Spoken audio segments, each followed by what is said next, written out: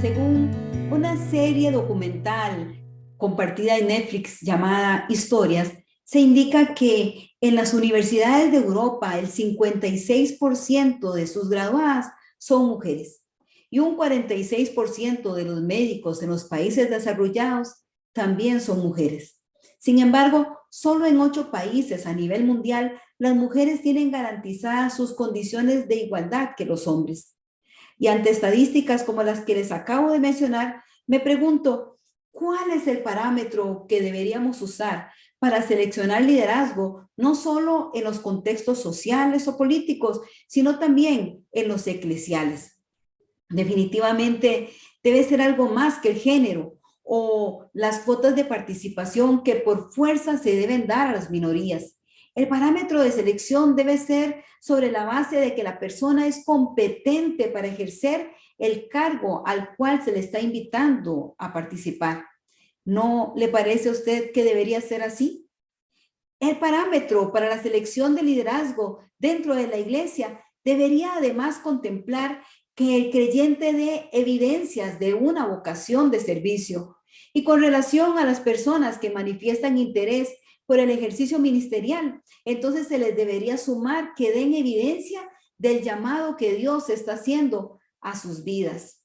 El ministerio cristiano no es la plataforma para que hombre y mujer compitan. Ni la iglesia debe ser el lugar donde se discute si la mujer debe o no debe ejercer cargos ministeriales. Más bien, la iglesia es el instrumento de Dios en la tierra, donde se debe dar testimonio y modelaje al mundo entero que en Cristo ya no hay diferencia, de que vivimos en un nuevo escenario, no en el escenario del pecado, sino en el escenario de la redención, y que en Cristo ya no hay judío ni griego, no hay esclavo ni libre, no hay varón ni mujer, porque todos vosotros, dice la palabra del Señor, somos uno en Cristo Jesús.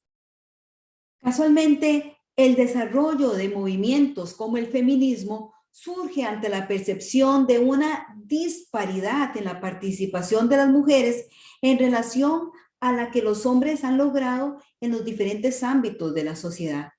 Por eso no es de extrañar que la mujer luche por reclamar un derecho que piensa que le corresponde, partiendo del principio que cuenta con facultades similares a la de los hombres. Y sin embargo, no puede encontrar la realización por el hecho de ser mujer o que es remunerada en menor grado que un hombre, aunque ha estudiado la misma cantidad de tiempo y tiene las mismas funciones en un puesto determinado. Esta percepción no está equivocada si partimos del principio creativo, en donde se nos narra que Dios creó al ser humano como varón y hembra. John Stott indica en su libro La fe cristiana ante los desafíos contemporáneos que hombre y mujer están hechos iguales porque ambos gozaban de ser portadores de la imagen de Dios.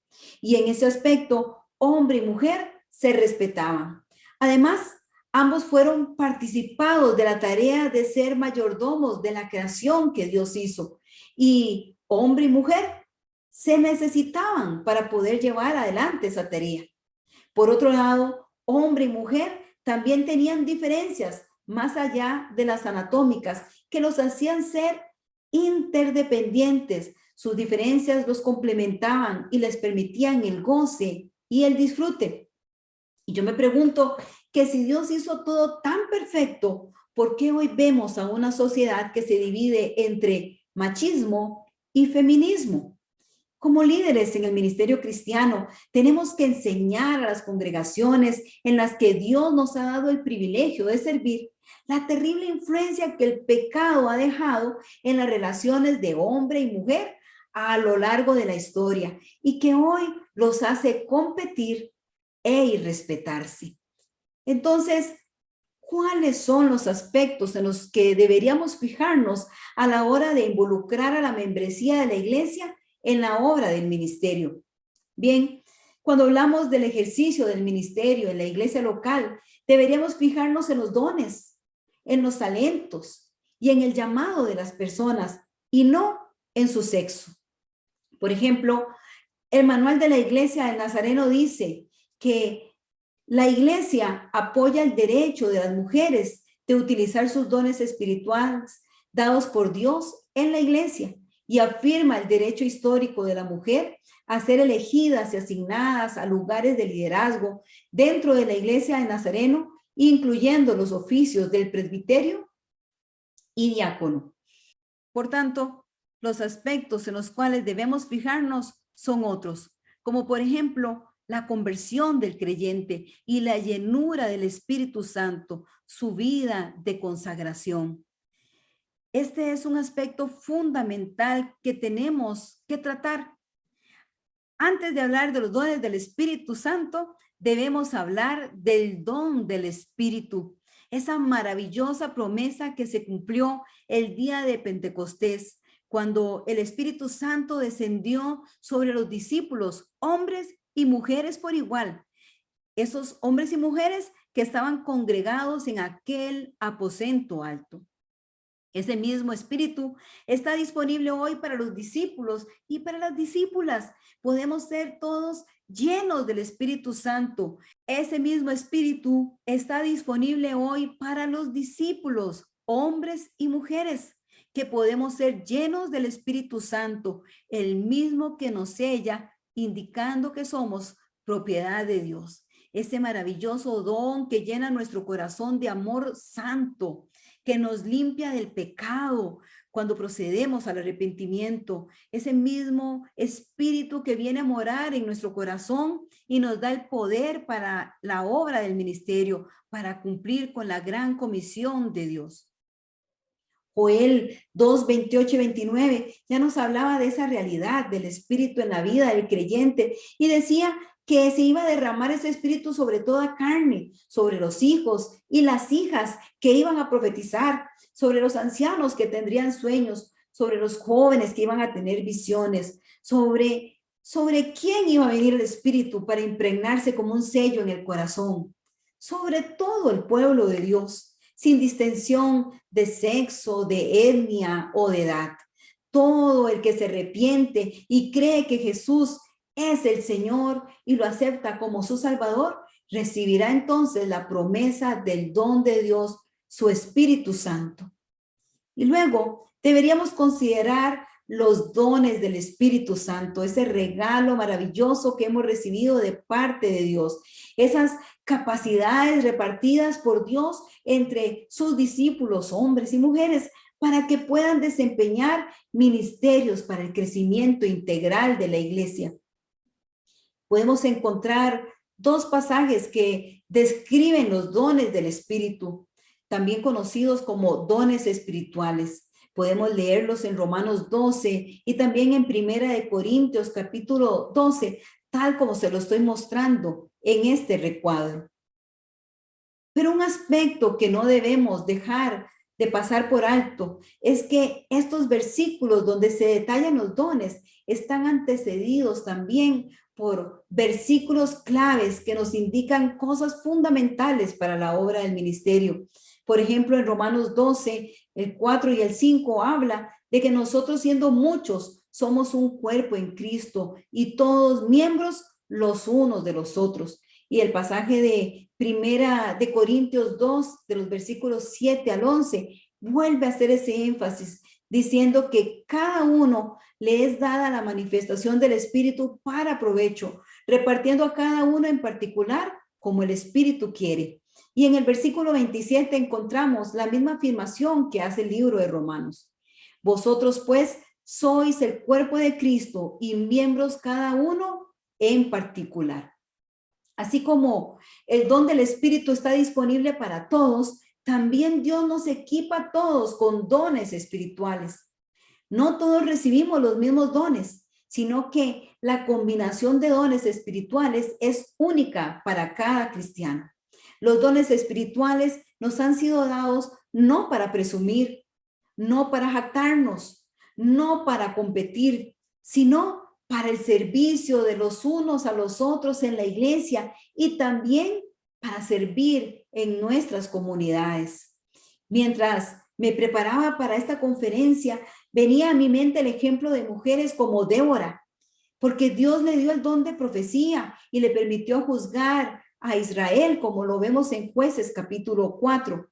Y también mujeres como Hulda, que también fue profetisa en los tiempos del rey Josías, como lo detalla Segunda de Reyes, capítulo 22, del 14 al 20. Ambas eran mujeres sirviendo en un contexto judío, un contexto patriarcal, como esto era una evidencia más de que Dios nos da dones conforme a su voluntad y sin distinción por sexo. Estas mujeres eran reconocidas como profetas de Dios y voluntariamente el pueblo las consultaba. Este mismo don es el que Dios pone hoy sobre nosotros, su pueblo. Y no debemos olvidar que Dios no está mirando ni el género, sino que está viendo la fe y la obediencia, porque para Dios no hay diferencia. No somos ni más ni somos menos. Simplemente ambos somos portadores de la imagen de Dios. Ambos, hombre y mujer, somos llamados a ser mayordomos de la creación. Y para el ejercicio de esta tarea nos complementamos. Somos interdependientes y nos necesitamos mutuamente. Por eso, no debemos nunca tomar una actitud equivocada de prepotencia o de superioridad en relación a los hombres o en relación a las posiciones sociales o a las etnias. Al contrario, como lo hizo María, la Madre de Jesús, atendamos nuestro llamado con gratitud y con humildad, dispuestas a seguir la voz del Espíritu, quien abre las oportunidades ministeriales dentro de cada una de nosotros. Abre esas oportunidades ministeriales delante de nosotras, según su voluntad y según su tiempo, para que nosotras también podamos ejercer nuestro llamado. Otro aspecto importante a considerar, como lo decía al principio, son los talentos, que al igual que los dones, nuestros talentos, nuestra personalidad, nuestra experiencia de vida, son capacidades que el Espíritu transforma en herramientas útiles para la obra del ministerio. Un talento, según el diccionario de la Real Academia Española, se refiere a una persona que es apta para determinada ocupación. La educación hoy habla de la importancia de desarrollar competencias más que de dar meros conocimientos, sino que el conocimiento vaya en función del desarrollo competencial. De la misma manera, nosotros tenemos que desarrollarnos para la obra del ministerio, capacitándonos, desarrollando habilidades y destrezas que nos hagan aptos para la labor ministerial a la que el Señor nos llama. Por eso no debemos apresurar los procesos de Dios, sino colaborar con Dios en lo que Él quiere hacer con nosotros, capacitándonos formalmente para atender nuestro llamado. Una vez escuché en la radio una frase que me impactó porque el predicador decía: Dios no llama a personas capacitadas, Él capacita a la persona que llama. Bueno, yo creo que suceden ambas cosas. Dios nos capacita, potencia nuestras habilidades naturales, nuestros talentos, e inclusive nos bendice con dones que ni nos imaginábamos que podíamos desarrollar.